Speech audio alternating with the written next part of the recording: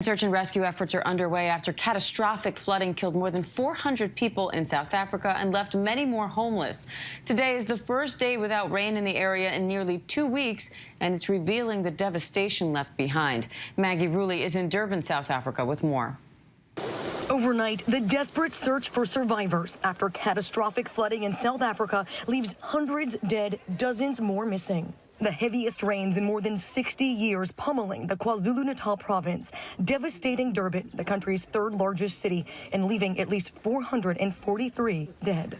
We tried to run away, my young children, my young boy. The historic rains washing out roads, obliterating bridges, tossing vehicles into homes. Tens of thousands now homeless. I don't even have a bed. Rescuers wading through waist-deep flood waters with search dogs, at times even swimming, looking for the more than 48 people still unaccounted for. And with vital infrastructure wiped out, safe drinking water is a major concern. The South African Army launching Operation Chariot, sending 10,000 troops into the disaster zone to help. And Maggie Rulli joins me live now from Durban, South Africa. Maggie, what is the latest on the search and rescue effort there?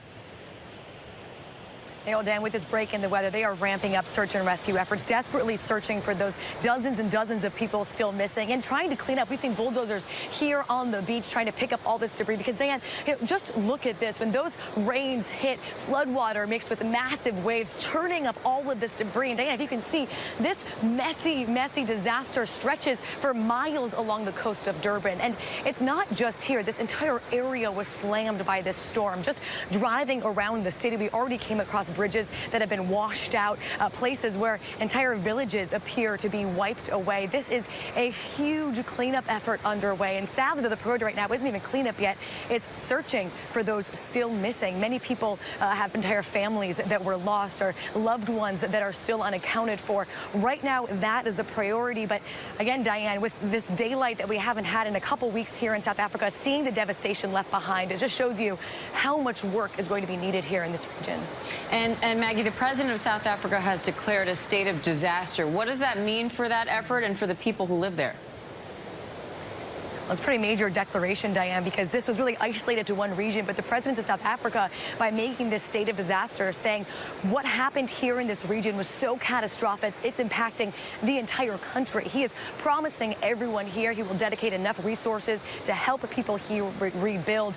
Dan, he also took it a step further, though. In one of his speeches, he also said this storm happened in part because of climate change. And he said the country here has to work harder to prepare for the future because all of this, he says, this shows that climate change is here and South Africa has to prepare. And Maggie, this has been an unusually rainy season in the country. You said it yourself, this is the first time without rain in 2 weeks. So now that all this damage is starting to reveal itself, what happens if this rain returns?